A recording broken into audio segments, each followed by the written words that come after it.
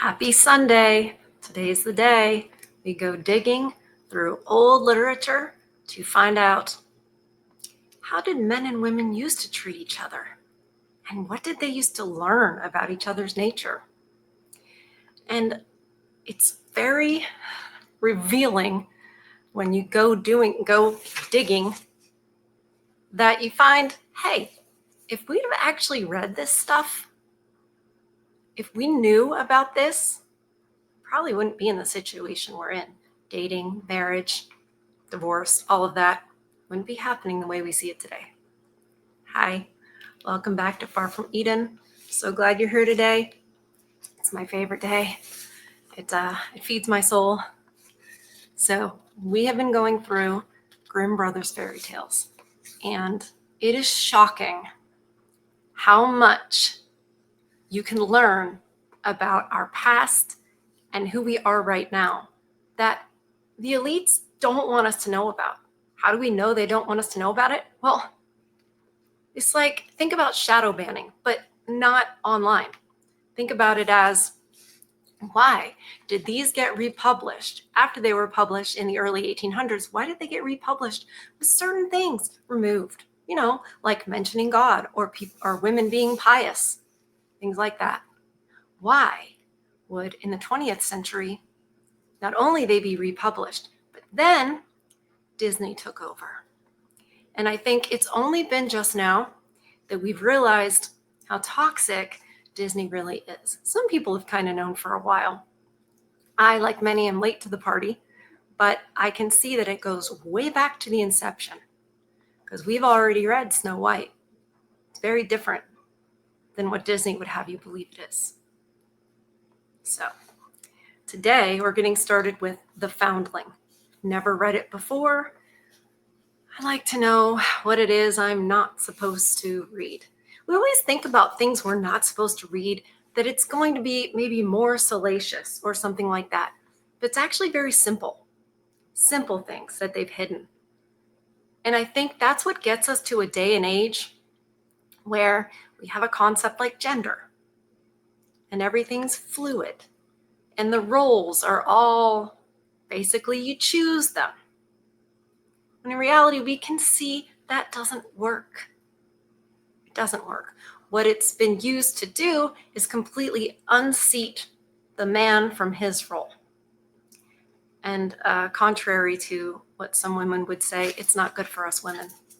It's really not.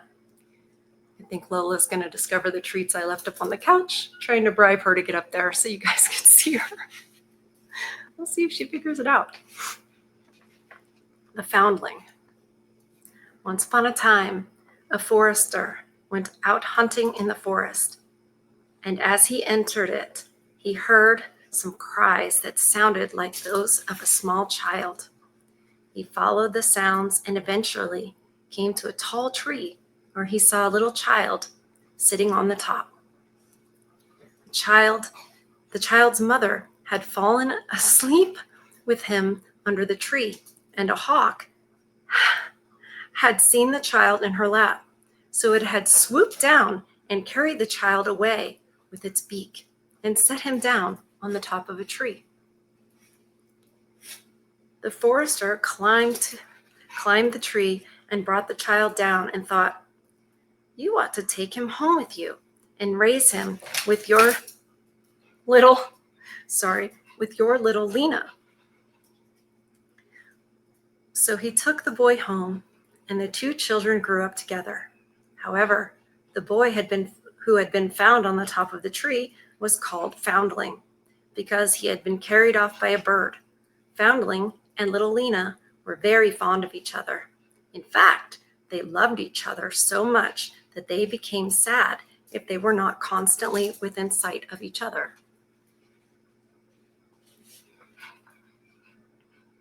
I'm just going to point out real quick that the mother fell asleep, and that resulted in the hawk getting the child.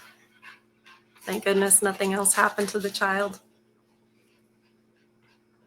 I also want to point out that, men are so big and bad that they climb the top of the tree to save something weak and vulnerable.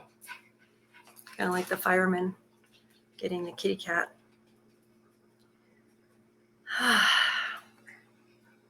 Now the forester had an old cook, and one evening she took 2 buckets and began fetching water. But she didn't go to the well simply one time, but many times.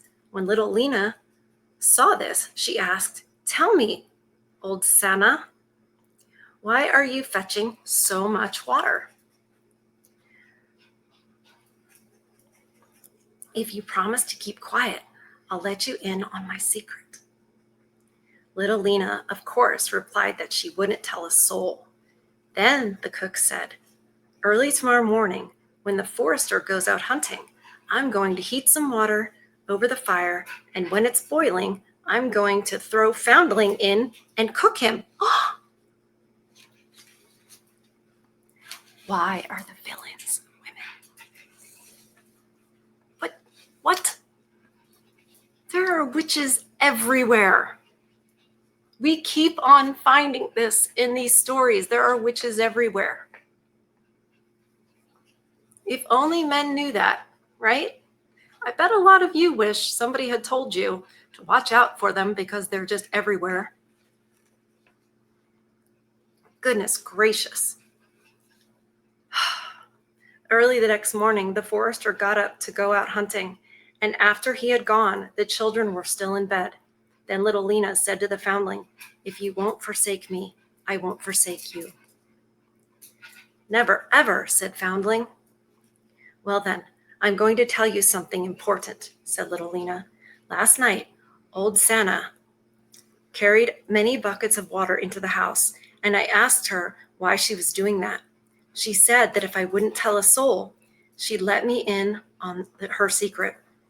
And I promised her not to tell a living soul. Then she said that early this morning, when my father goes out hunting, she would boil a kettle full of water, throw you in, and cook you. So let's get up quickly, dress ourselves, and run away together." Then the 2 children got up, dressed themselves quickly, and ran away. When the water in the kettle began to boil, the cook went into the bedroom to get Foundling and throw him into the kettle.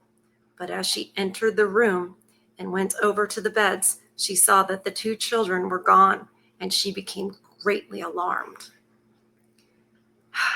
"What shall I say when the forester comes home and sees that the children are gone?" she said. "I'd better send some people after them so we get them back." Well, what was he going to say when the foundling was gone? I guess it doesn't matter about the boy, does it? The cook sent 3 servants to pursue them and bring them back.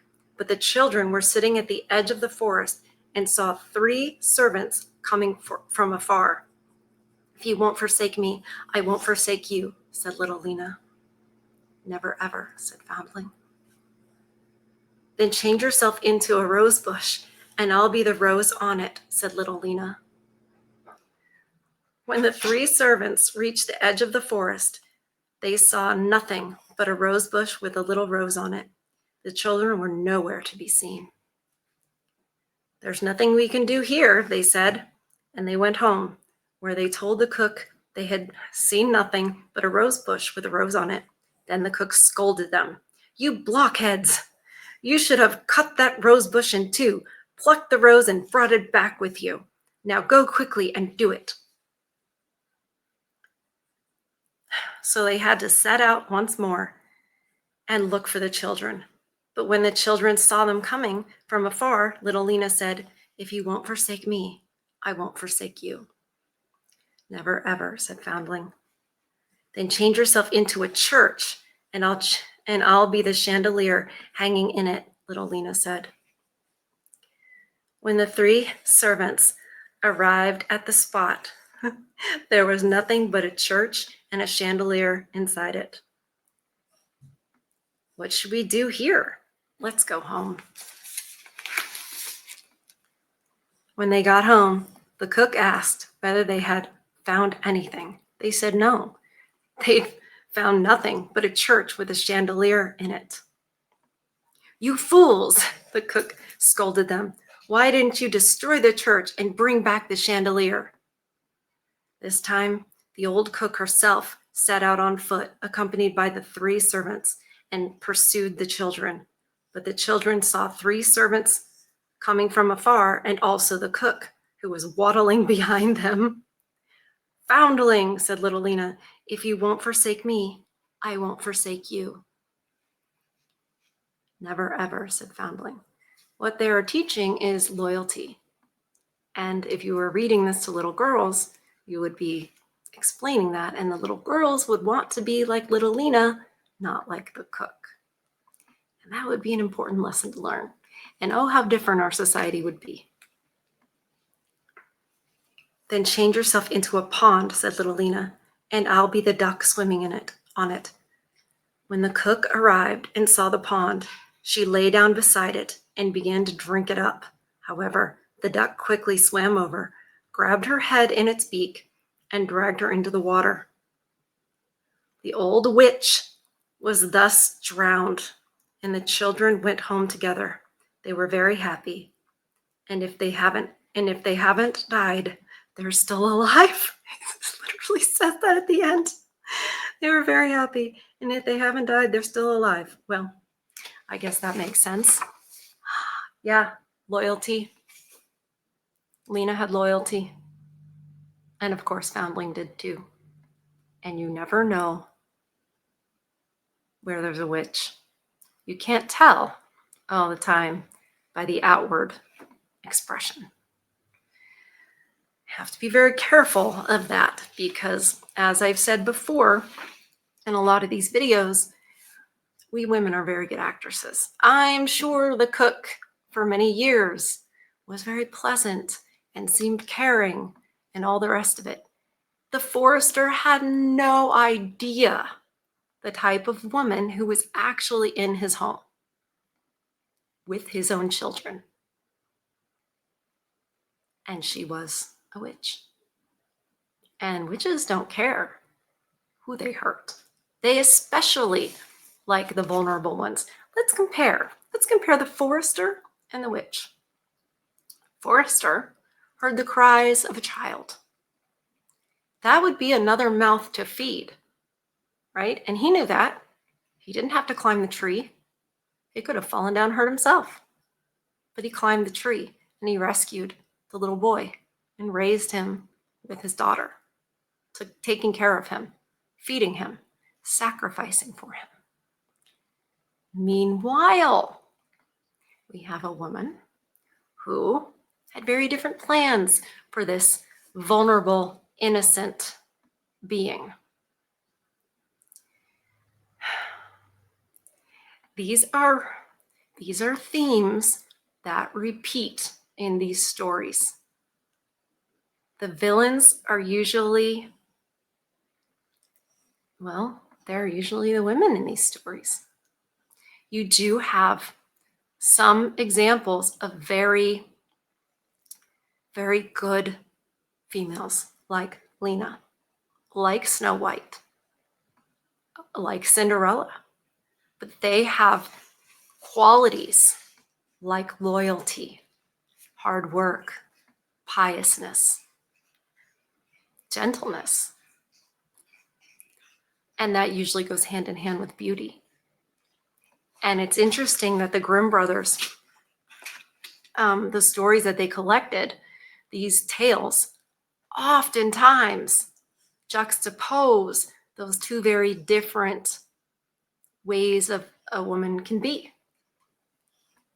And I think, like I said, it would have been real helpful. Because what were you guys taught? We're sugar and spice and all things nice. And you should be a gentleman. Why?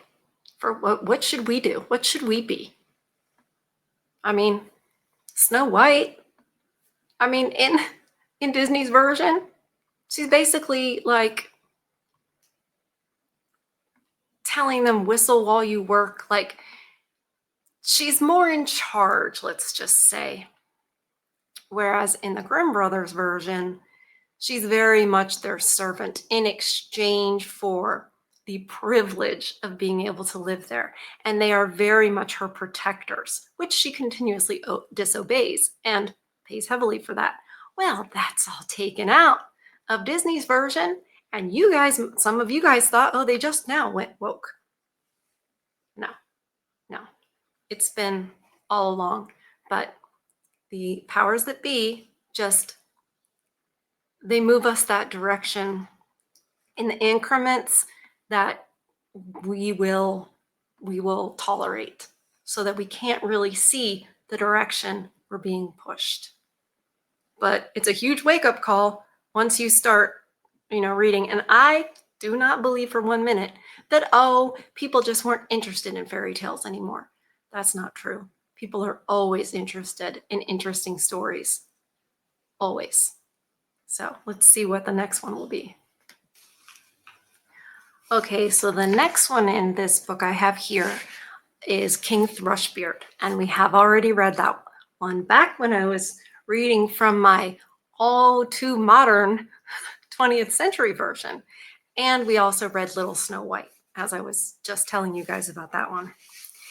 So our next story in this book is Simple Hans. We've read a lot about Hans. I had to read the first couple sentences to make sure we hadn't read this one about Hans. Hopefully not. But if we have, and it was from that one, it's probably going to be different in this one. So let's just find out what Hans is up to and what we can learn from this one. Once a king lived happily with his daughter, who was his only child. Then, all of a sudden, she gave birth to a baby. No one knew who the father was. Well, that's quite scandalous from back in this day. For a long time, the king didn't know what to do. At last, he ordered the princess to take the child and go to the church.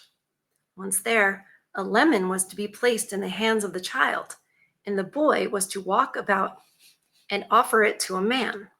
As soon as boy stopped and chose a man, they would know that he was child's father. I don't know why we're missing words like a, but that's okay. He was child's father, and he would be declared the princess's husband. Everything was arranged accordingly, and the king, who gave orders to allow only high-born people into the church. What if it's not a high-born person? However, there was a crooked little hunchback living in the city who was not particularly smart and was therefore called Simple Hans. Well, he managed to push his way into the church among the others without being noticed, and when the child offered the lemon, he handed it to Simple Hans. The princess was mortified. Oh, so it's just going to be a random dude. Oh, that's okay. The princess was mortified, and the king was so upset that he had his daughter, the child, and Simple Hans stuck into a barrel, which was cast into the sea. Goodness gracious. All right. The barrel soon floated off, and when they were alone at sea, the princess groaned and said, "You nasty, impudent hunchback, you're to blame for my misfortune. Why did you force your way into the church? My child's of no concern to you." "That's not true," said Simple Hans. "He does concern me because I once made a wish that you would have a child, and whatever I wish comes true." "Well, if that's the case, wish us something to eat." "That's easily done," replied Simple Hans, and he wished for a dish full of potatoes. The princess would have liked to have something better. They're always, never mind. I like potatoes.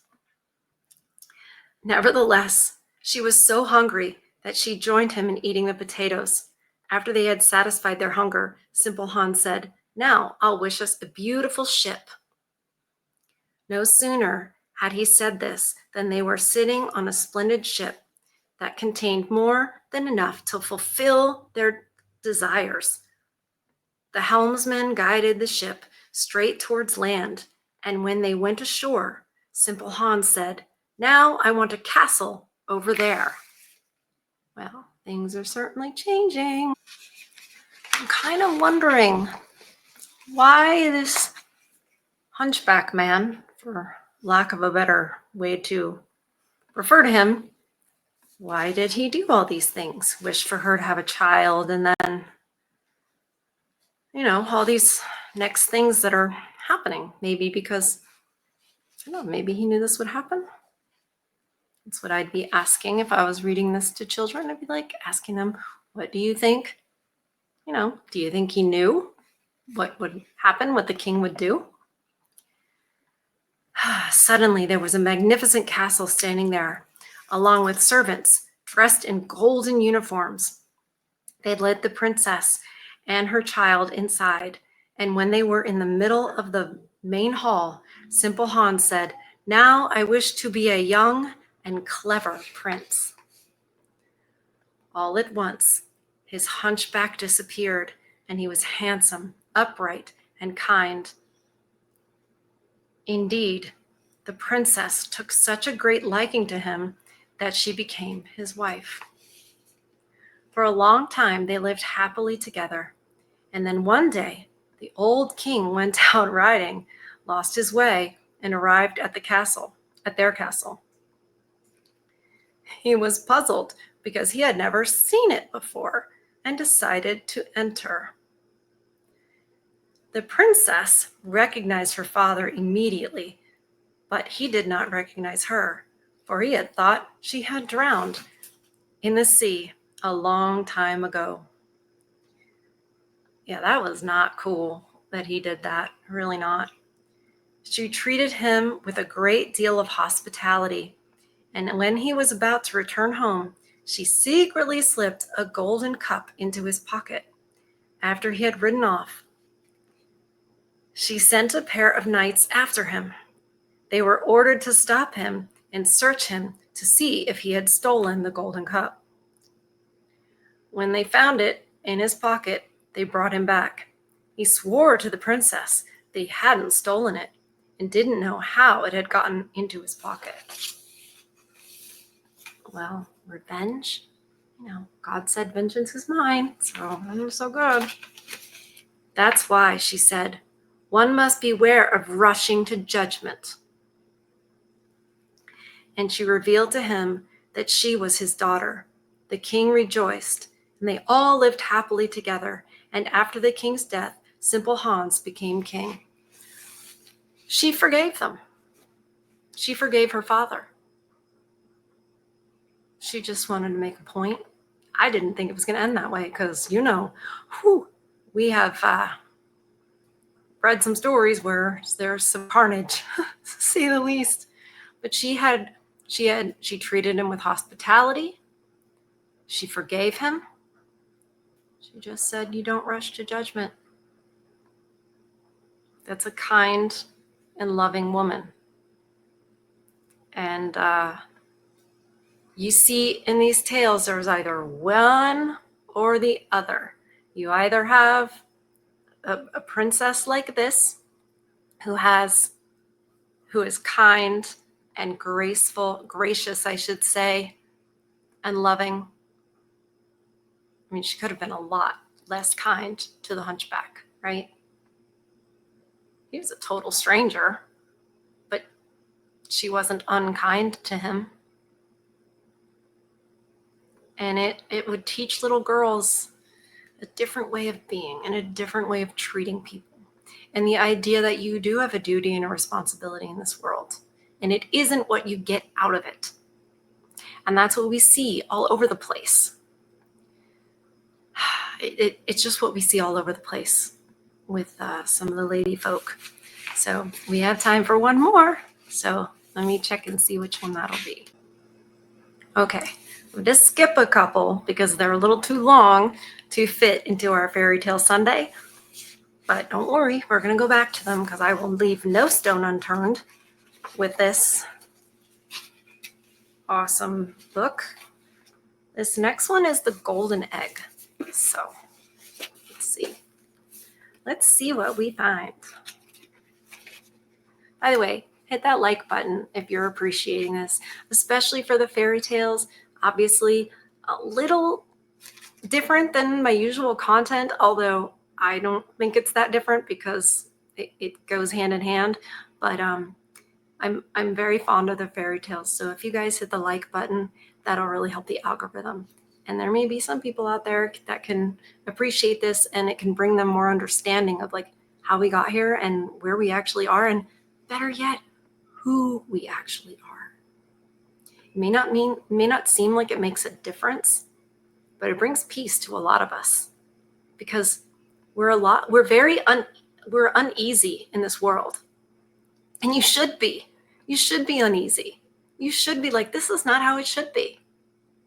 And sometimes when you look back through literature, it makes things make more sense.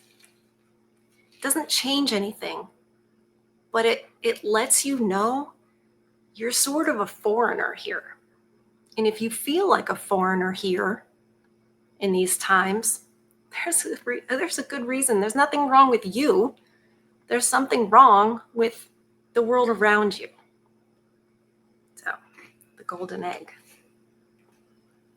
Once upon a time, there were a couple of poor broom makers, and they had a little sister to support. They had just barely enough to lead a miserable life. Every day, they had to go into the forest to search for brushwood, and later, after they had bound the brooms, the little sister sold them. One time they went into the forest, and the youngest brother climbed a birch tree and wanted to chop off the branches. All of a sudden, he found a nest, and a dark-colored little bird was sitting in it. He could see something glittering between its feathers, and since the little bird didn't fly away and was also not shy, he lifted the bird's wing and found a golden egg.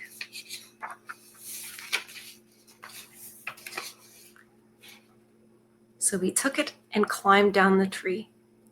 They were delighted by their discovery and brought it to the goldsmith, who told them that it was genuine gold and gave them money for it.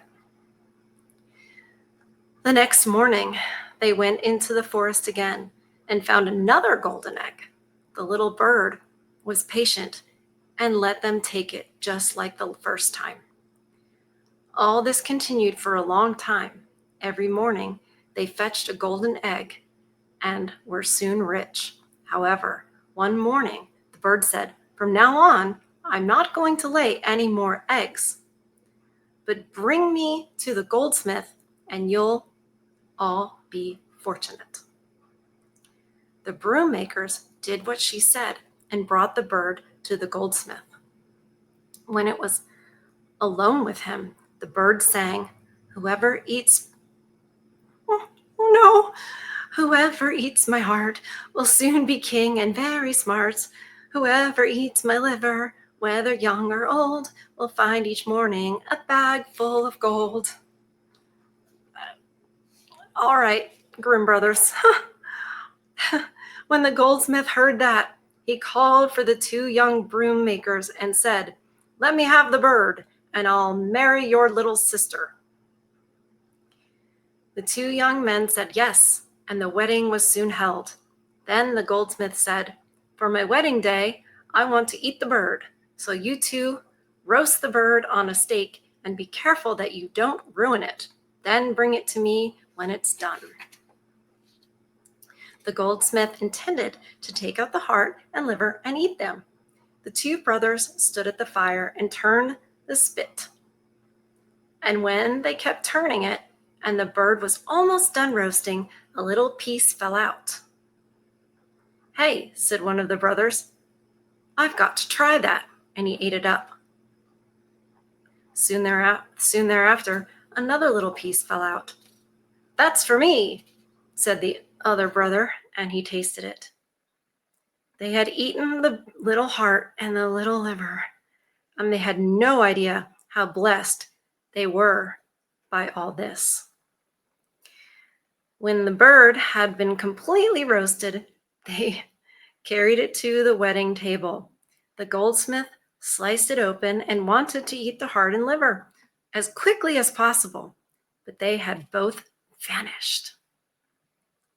All at once, he became dreadfully angry and screamed, "Who ate the bird's heart and liver?"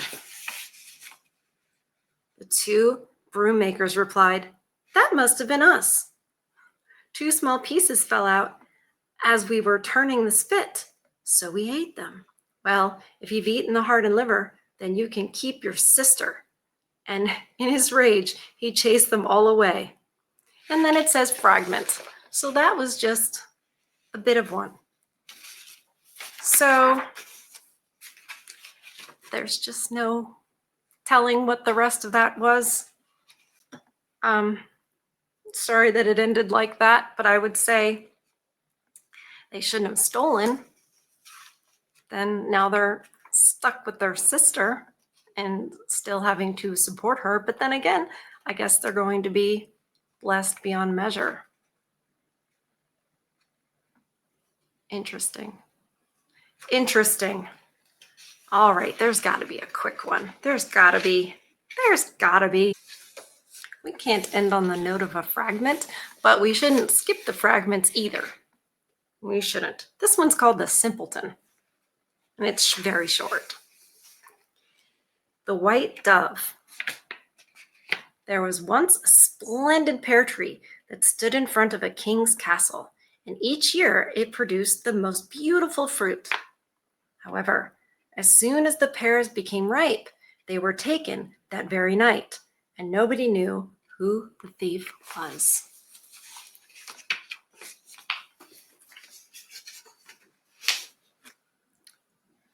Now the king had 3 sons, and the youngest among them was considered simple-minded and was called Simpleton.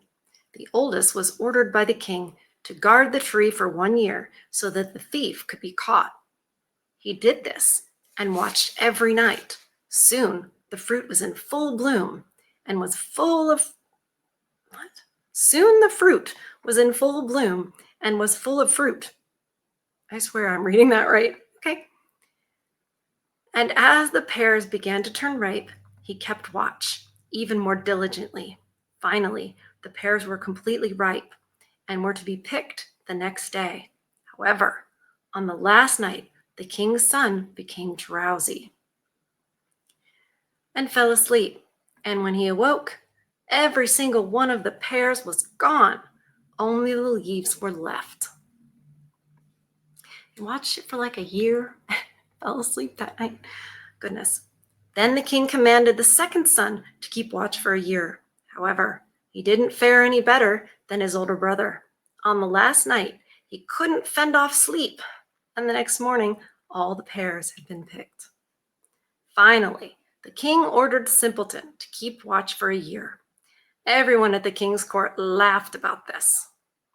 Nevertheless, Simpleton kept watch, and in the last night, he resisted sleep and saw how a white dove came and carried off the pears one by one.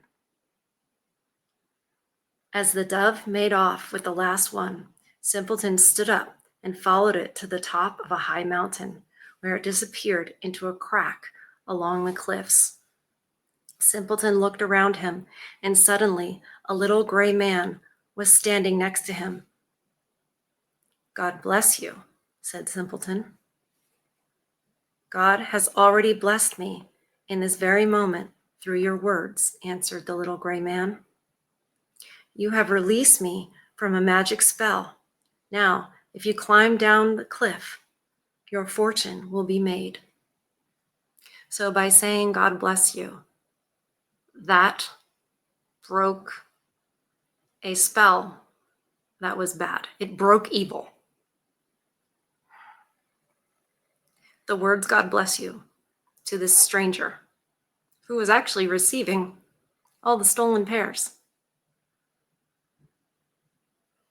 defeated the evil that had captured him. So Simpleton climbed down the rocks.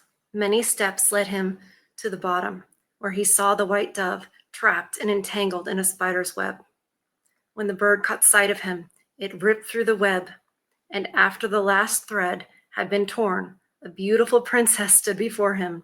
Simpleton had also released her from a spell, and she became his wife, and he a rich king who ruled the country with wisdom.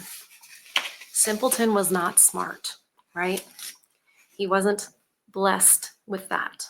Everybody laughed when the king was like, okay, well, you give it a try, right? Because what could he do? He may have been simple, but he revered God and he spoke truth. He acknowledged God, he spoke truth. And that is more powerful and more important than anything else that we here usually value. And this is why Grimm Brothers fairy tales they didn't carry forward, because this is not truth that the elites, the state, they don't want people to think like this.